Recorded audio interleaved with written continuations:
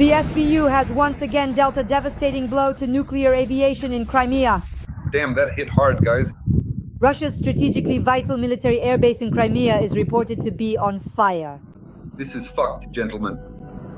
The whole base exploded, everything is burning. The SBU struck 5 Russian fighter jets at the Saki airfield. It's really scary. Airfields have been blown up, and most importantly, 3 Su-24s have been hit.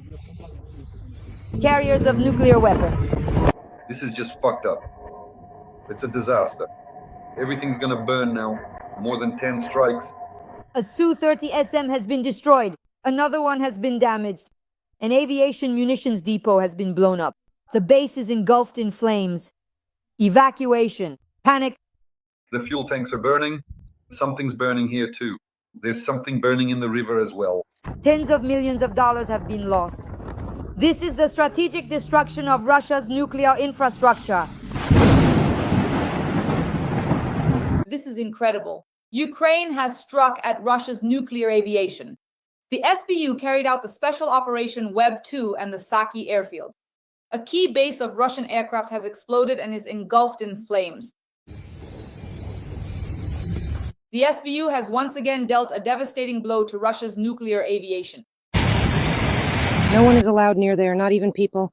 It's useless to try to put it out. This is an airfield. This isn't a small town, it's an airfield. Drones attacked the Saki airfield in occupied Crimea, Russia's key airbase for operations over the Black Sea. 5 Russian fighter jets were damaged at the Saki airfield. 1 aircraft was completely destroyed. It's very frightening. We were told to gather our documents. There might be an evacuation. Shells that are loaded into the planes are exploding. Since they're lying there in a chaotic manner, it's unclear. They could fly off in any direction.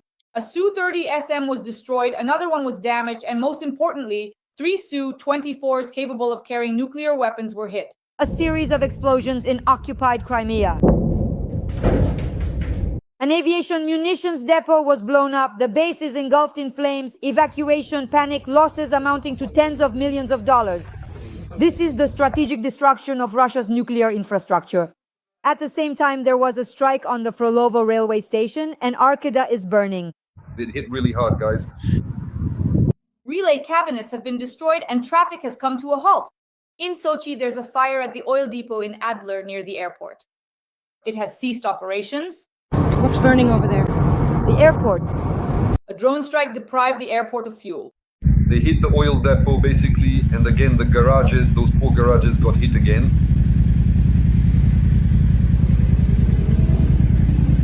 Flights are being diverted to alternate airfields.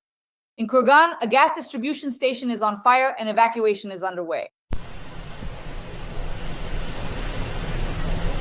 At Soda, Kovalik, Zaprovody in Siberia, in the Moscow region, in central Russia, including the direction towards Central Asia. Airports in Moscow, St. Petersburg, Volgograd, and Tambov are closed, with dozens of flight delays at Polkov. The FSB is jamming internet communications. Russia is in a logistical deadlock. This is no longer defense, this is an offensive. Ukraine is striking accurately, systematically, and effectively. We will discuss all of this with the well-known military analyst Roman Svetan right now. Greetings, I wish everyone good health. Roman Lvovich, what is happening? A special operation by the SBU, a strike on Russia's nuclear aviation. We attacked more than 5 aircraft. Tell us more about this. The security service, they have a special center there that deals with, they attacked Saki with long-range strategic drones.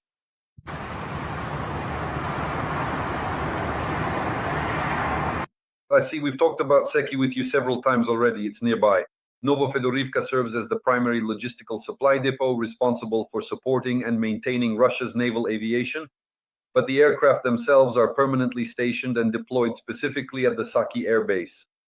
This is Moscow's airfield in Vyat. Naturally, there are Su-24s, Su-30s, and some helicopters there, which, by the way, were supposed to intercept these drones but could not manage it. As Army aviation sometimes reports to Putin, the commander just couldn't do it. That's the kind of bad luck that happened.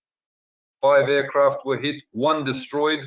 1 out of the 5 was destroyed, a Su-30. A Su-30 was completely destroyed, another one was damaged, and 3 Su-24s were also damaged. They really can be, among other things, carriers. SBU.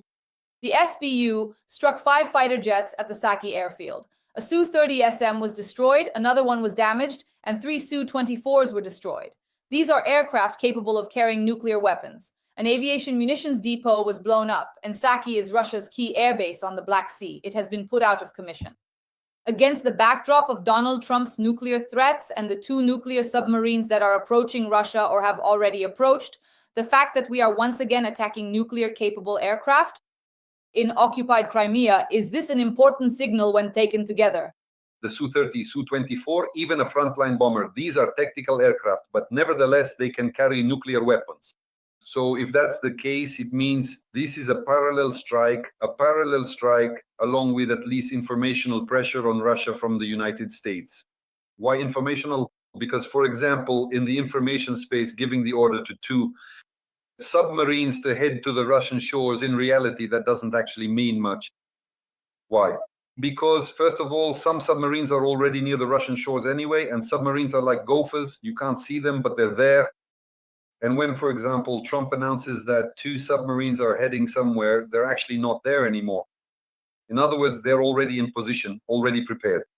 This is a kind of pressure to push for certain decisions and also an attempt to rein in Medvedev's tongue. Lately, he's been having some issues with his tongue. It's gotten a bit too long. He probably needs a canning machine or maybe a lip rolling or tongue rolling machine.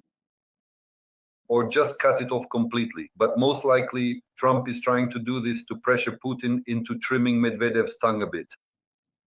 Because joking about nuclear weapons, the way Medvedev joked, in quotes, is absolutely unacceptable, especially with the Americans in this context.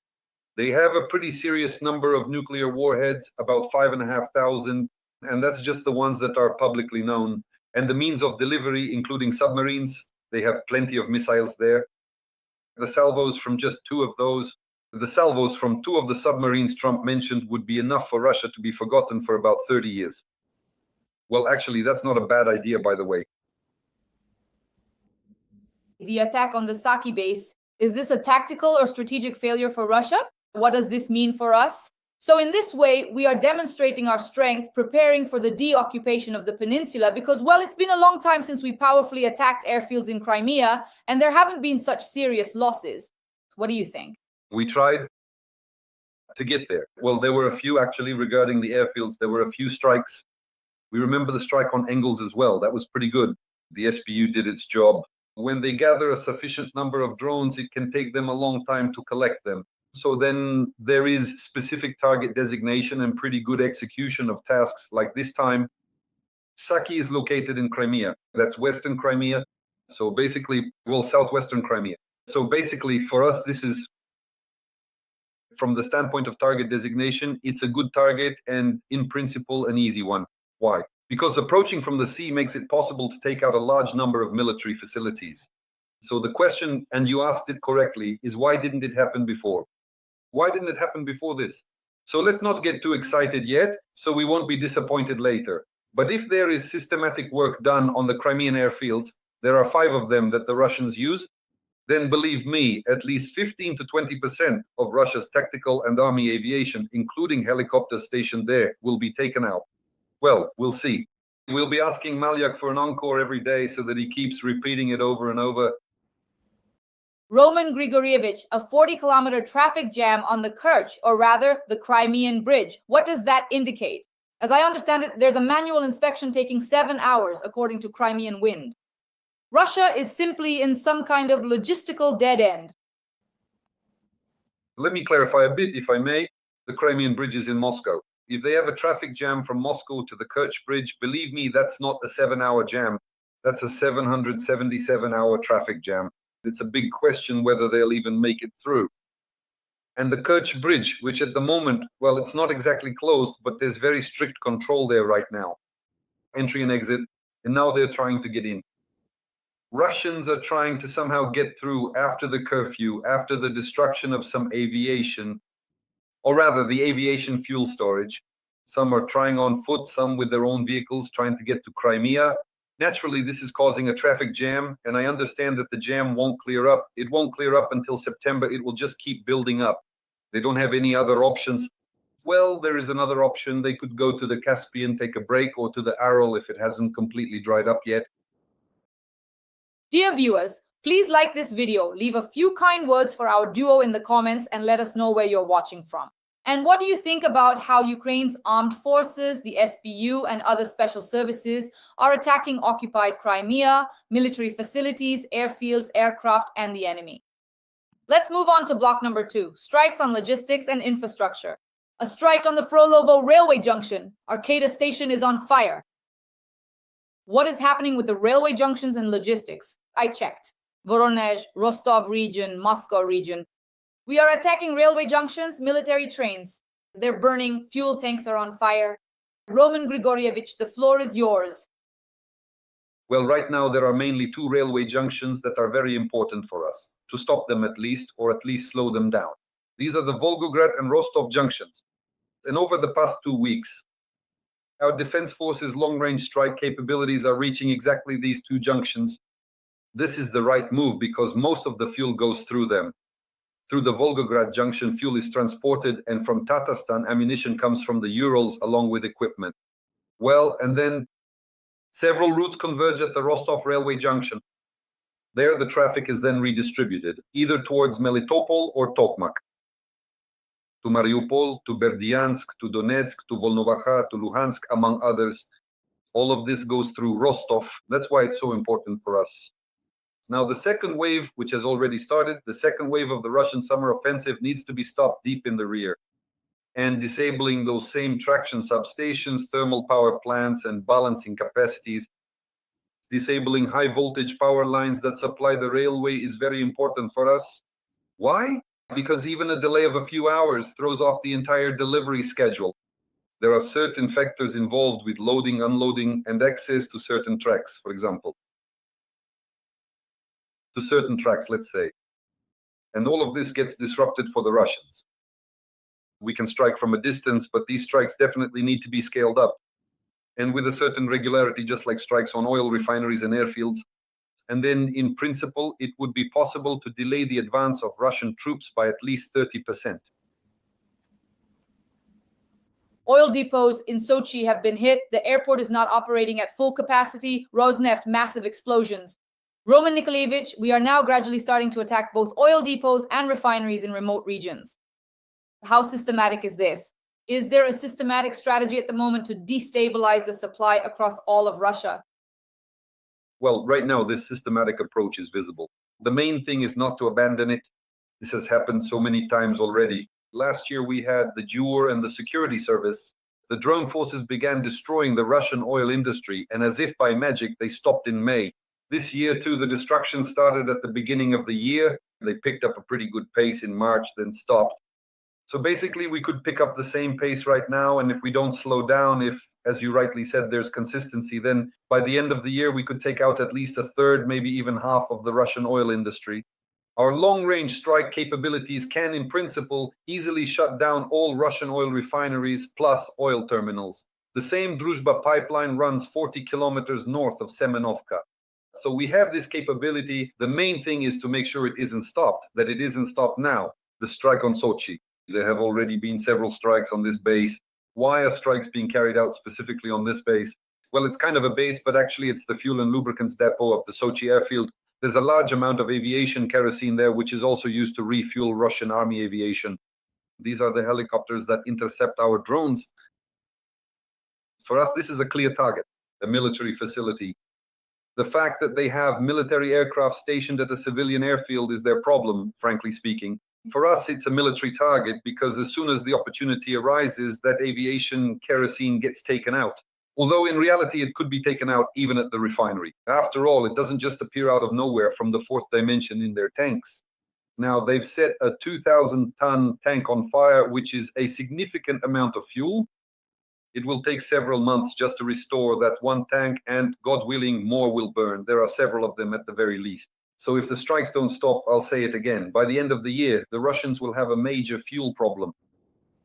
A strike on the gas distribution station in Kurgan, gas pipelines in Siberia, in the Moscow region, and those heading towards Central Asia are under attack.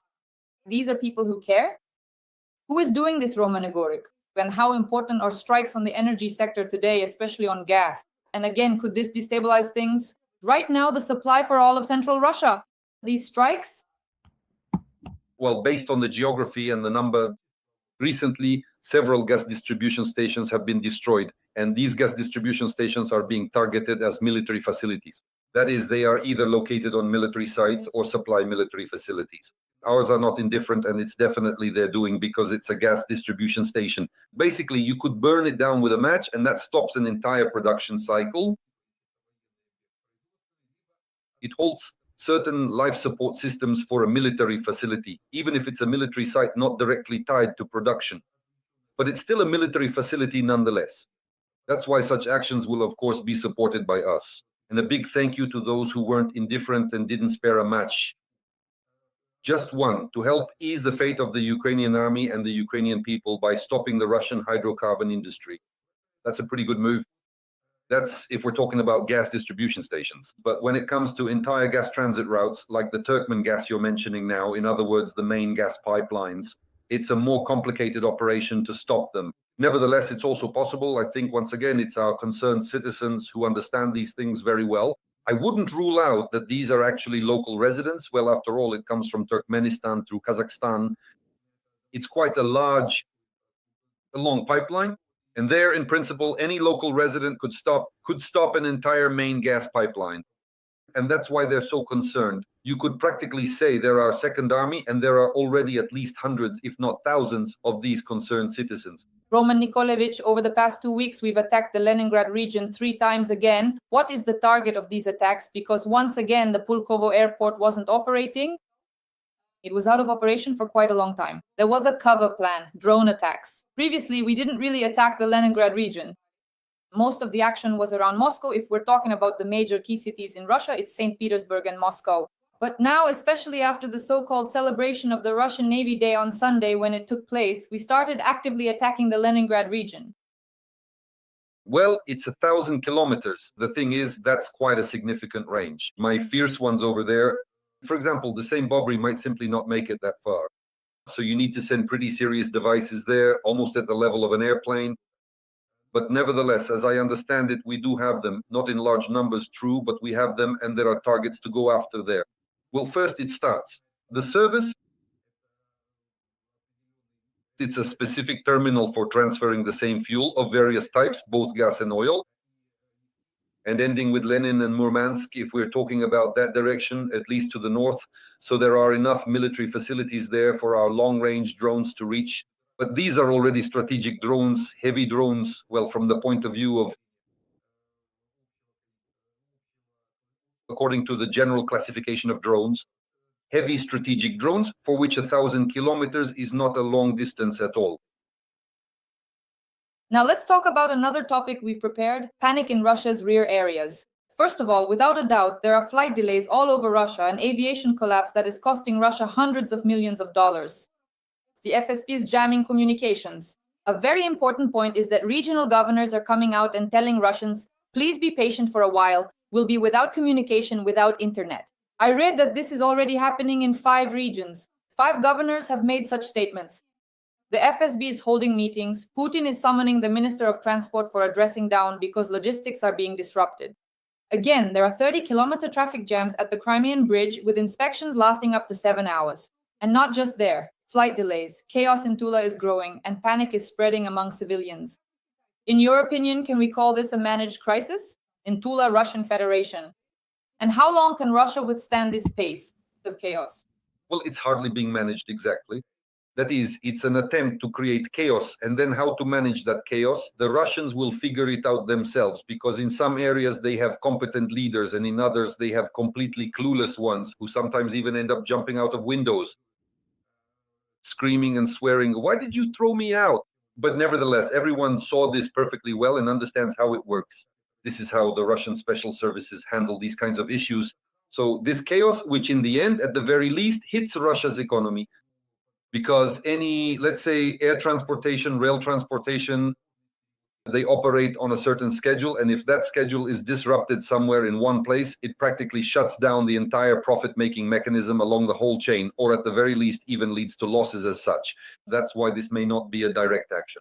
Our specific situation in this case is not a straightforward direct action, but it is a side reaction and an unintended secondary side effect that comes from the strategic deployment of our military drones against Russian military targets. And at the same time, naturally, any Russian mechanisms of movement come to a halt for various reasons, one of which is, at least presumably, the infliction of damage. So let it be. In principle, if it keeps shaking, eventually it will shake itself apart and collapse. After all, the Russian Empire, the Russian Federation, at this point, it's a colossus with feet of clay. For Russia, that's its economy. And as soon as the economy is undermined, it will collapse. This colossus will crumble, just as the Soviet Union once did, for the very same economic reason. So the more chaos there is, even uncontrolled chaos, for all I care, the main thing is that it leads to the collapse of the Russian Empire. Roman Igorovich, the USA, Trump, and nuclear signals. So once again, we definitely need to discuss this with you. Donald Trump has spoken about the readiness of US nuclear submarines, and in general, he is ready for nuclear war. This is a very serious statement. I don't know how much of it is just empty talk, because when Donald Trump makes such statements that the US is ready for nuclear war, what kind of consequences should we expect after those words? Peskov responds, in a nuclear war, there are no winners. The Kremlin has sharply changed its tone from threats to justifications. And here's the question. Is this a political game or is it a real signal from the US? What should we be preparing for? And why did Moscow change its rhetoric? Well, the thing is, Medvedev went overboard. We've already talked about this before. Medvedev went too far, provoking Trump in this regard. Then Trump got tired of it. After all, he's so impulsive. Most likely, he got up on the wrong side of the bed in the morning and naturally started swinging his saber. He sent 2 submarines to the shores of Russia, although no one told him that they were already off the Russian coast. They said, all right, let's go. They set out to carry out a combat mission. After all, this is one of the main ones. The submarine branch is one of the main branches of the American nuclear triad, and naturally, just the movement itself in this direction puts pressure on Russia. It's clear that Medvedev has now been pushed under the baseboard. He's not going to yap for a while. He won't be making any noise in the near future, but this whole topic definitely needs to be played out. That's why Peskov, Putin, maybe others had to start squirming in place, but Peskov is the main one for now. Rather, it's the tired old horse that should come out on stage. He'll also put in his 2 cents. I mean, Lavrov. So they'll play it out. They'll calm Trump down regarding actions toward Medvedev. Medvedev probably won't be bringing up nukes anymore. Or he won't, or at the very least, they'll explain to him that he shouldn't do that. And in your professional opinion, to what extent of a deterrent does the United States Navy remain in the modern era?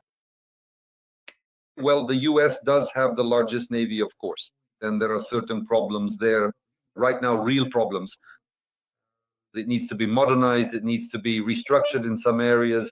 Why? Because everyone now clearly understands that drones, not just aerial, but also underwater and surface drones, are a major problem for any navy at all. And now every navy in the world will have to deal with this problem. And those who don't have a navy will be rubbing their hands together, realizing that it was the right decision not to invest in one, as they say. Once upon a time, someone remembers there is also Rakin, when he had such an interesting reprise about dinosaurs. He once said, where are these dinosaurs? Where are these 6-story fools? They disappeared all this time. Then Klopik survived. So here we have the same picture now. Now all of these 6-story fools, that's referring to the fleet as well. It's a very good target for small means of destruction of various types and very cheap ones. That's why they either need to be completely rebuilt, for example, strengthening carrier groups with certain mechanisms, or for instance, hidden away, just like the Russian Black Sea Fleet now. They simply hid, started behaving like those dinosaurs, like little bugs crawling under the baseboards in Novorossiysk, and now they're just sitting there quietly.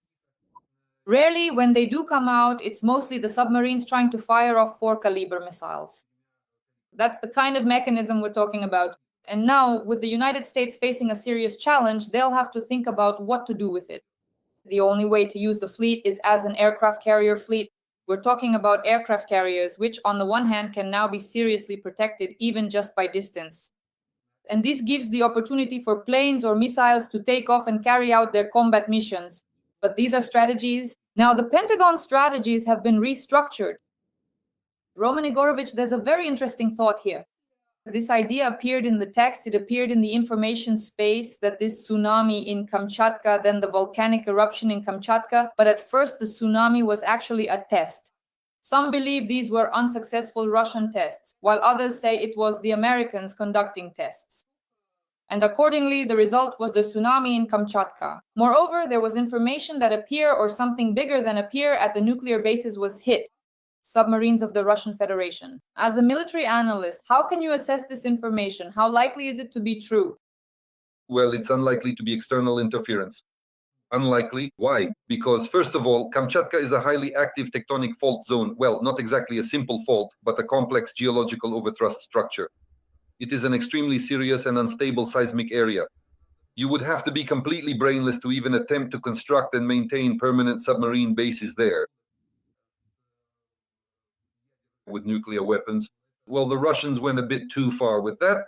Not there, anywhere else, but just not there. Naturally, tsunamis are one of the consequences of earthquakes as well as volcanic eruptions. So that's the general picture, and any external interference with seismic centers. At that point in history, there was already the established Soviet Union, so it is highly unlikely that there was any significant external pressure from outside forces. But well, it is possible that nature itself could have intervened and put the Russians in their place a bit, because there was just such an overwhelming amount of human suffering occurring at that time. Lately, there have been too many curses directed at the Russians. And in the end, yes, the Heavenly Office records all of this, and then a decision is made and the tectonic plate is shifted, so to speak. It's unlikely that the Americans could have had anything to do with it. Roman Lenkovich has prepared an important topic for the finale, the new command of the Air Forces of the Armed Forces of Ukraine. President Zelensky has appointed Anatoly Krivonochko as the new commander, Air Forces of Ukraine. Prior to that, he spent a year in charge of strengthening the air component, particularly air defense and drones. What do you think this appointment will change? Already to Euro? Can we expect more harsh tactics in... Have you ever looked up and wondered about the mysterious objects that are drifting far above us in the vast, endless blue expanse of the open sky? For about a year before this appointment, you and I kept saying that it was absolutely necessary to appoint a pilot as the head of the Air Forces, that is, as the commander-in-chief. So they listened, yes, they listened, although it happened after we lost an F-16 along with our heroic pilot. They listened, yes, replaced him, and again appointed someone as acting commander. And so they observed how a pilot could handle the air defense system. And it was decided that pilots really do manage well. It is the air component that is now at the forefront, even within the air defense system, not to mention certain offensive aspects. Therefore, naturally, after the decision was made, there was a real appointment. A pilot was made the commander-in-chief. Now, the question is about the next steps. In other words, simply replacing the commander with a pilot, or rather appointing a pilot as commander-in-chief, is not enough. We need to overhaul our entire Air Force system. We need to organize the flight missions, meaning all the commanders, the air defense district chiefs, all the leaders along the management vertical. At the very least, as far as the Air Force is concerned, we need to put pilots in these positions. This is very important because right now, at this moment, this is only half the job. We must see it through to the very end and replace the entire Air Force command structure with qualified flight personnel. Only then can we say that our Air Force will not only be a serious defensive mechanism, but also a formidable offensive force, which is what it should be. Because it is precisely the air component that in the third millennium is the main paradigm for conducting offensive operations. Roman Nikolaevich, should we expect our allies to provide us with these? Specifically, the JASSM missiles, Taurus missiles, other missiles, and of course Tomahawks eventually. Well, Tomahawks probably in due course. Still, the launch platforms, only the Typhoons can be used by us. Although a few Tomahawks could be used purely for deterrence, nothing more. But again, I repeat, we don't have the means to launch them. It's either submarines with torpedo tubes or vertical launch systems on submarines, like the Mk-45, and there are such silos launch platforms, or a ship-based launch system, the Mk-41, which has 64 silos. But to use it from a ship, well, it's unlikely anyone would give us a ship. And let's say we wanted to bury it here like they did in concrete in Romania and Poland. That's too lengthy a process just to launch Tomahawks. So that leaves just one mechanism, the Typhoon, or sometimes called Typhoon launches, depending on the translation. Now, there are quite a few Typhoon launchers, and theoretically, just theoretically, they could, of course, give us Tomahawks. But again, I repeat, it would be purely for intimidation. Here, there's more hope for our own ballistic missiles. We are capable of producing them. The question for the authorities is, where have they been for the past 7 years? But for example, when it comes to JASMs and Taurus missiles, there's definitely more hope here, because in and of themselves, F-16s, these are carriers of cruise missiles, and the main thing at this stage, at least given the reality of the enemy's strong air defense and sufficient numbers of surface-to-air missiles and aircraft, the optimal use of the F-16s is precisely as a launch platform for the JASM. JASM missiles have a range from 370 to 980 kilometers. So again, logic suggests that we should be getting them. Therefore, all we can do is wait for them. At the very least, let's see how things go with Trump, depending on what mood he wakes up in, whether he decides to resolve the issue or not. He might just roast someone, or maybe he won't if it comes to that. And as for the Taurus question, that's really up to Germany. But again, there's still a connection to the Americans there. Why does your Taurus missile, which flies at extremely low altitudes, necessarily use a so-called digital terrain map? Therefore, without transferring the digital terrain map, this missile will be an easy target at higher altitudes and will not accomplish its combat mission. So again, everything is interconnected. It all comes down to the Americans on every front. So we'll be waiting to see what kind of mood Trump wakes up in. Dear audience, please like this video and write a few kind words to our duo in the comments. Roman Egorovic and I work together many times a week, definitely more than 3 times, I can say for sure. Let us know in the comments where you're watching us from. The geography of our viewers includes several Turkic peoples supporting the armed forces of Ukraine. The well-known military analyst Roman Svetan. Roman Lvovic, thank you. And as usual, see you again on Wednesday. Goodbye.